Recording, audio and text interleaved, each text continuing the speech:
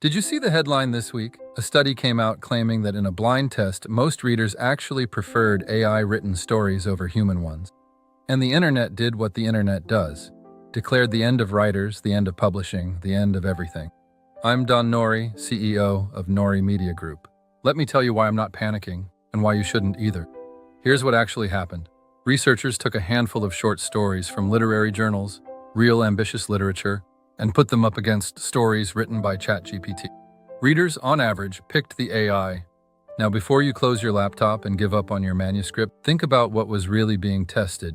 Great literature takes risks. It pushes at the edges. AI writing clusters around the average.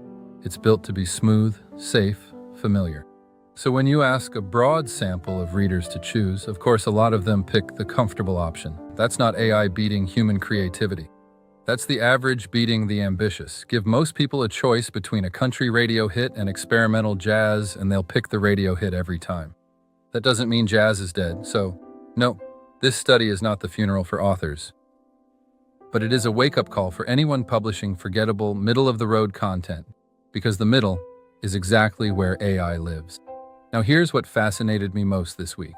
Look across the creative industries, and you'll see three completely different responses to the same technology. Journalism? They're using it openly. Several of this year's Pulitzer Prize winners in journalism disclosed AI use to the judges. Nobody blinked. It was business as usual. Imagine the uproar if that had happened in the fiction categories. Hollywood? They're hiring for it. Reporting out of Los Angeles says a meaningful share of open entertainment jobs now involve AI in some form.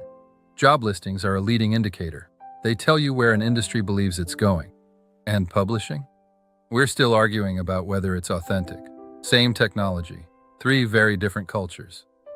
And I'll be honest with you, as a publisher, I don't want us to be the industry that debated while everyone else built. Here's one practical example. In news media, AI read aloud is becoming standard. You click a button and the article reads itself to you. Major outlets are seeing real usage numbers on this. Does that translate directly to books? Not always. If you have a thriving audiobook, you don't want a robot cannibalizing it, but think about all the content that will never get a studio audiobook. Backlist titles, study guides, academic and niche works. For those, AI narration isn't a threat, it's access. It's the message reaching someone who couldn't receive it any other way, including readers with accessibility needs. That's not compromise, that's stewardship. Now, the authenticity question is real, and I don't dismiss it. So let me tell you where I land. The problem is not using the tool, the problem is hiding it. Writers and publishers owe readers clarity. If AI helped research it, say so. If a human poured their soul into every sentence, say that too. Obfuscation is what breaks trust, not technology. I'm seeing thoughtful voices in our industry now publishing their own personal AI use policies. And honestly, I think that's where this is headed. Transparency is going to become a competitive advantage. At Nori Media Group, we've published life-changing books for over 40 years. And through every disruption, print to digital, bookstores to algorithms, and now AI, one principle has held us steady.